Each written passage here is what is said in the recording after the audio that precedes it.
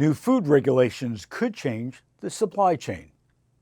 We should expect a lot of changes, upgrades, and innovation across the supply chain in the months and year to come. As a result of COVID-19, we've witnessed firsthand through every empty supermarket shelf and the news media that report the problems in our meatpacking facilities, on our farms, in our transportation system, every step of the way from farm to the shelf. The Food Safety Modernization Act was signed in 2011 after a spike in foodborne illness cases, even though that law was adopted almost a decade ago. The cold storage and food industries are still adapting to it, according to Brian Niven, Vice President of Cold Storage at Bridge Development Partners, as reported by Globest. As more people rely on online grocery services during the pandemic, Niven thinks new health regulations around food be implemented.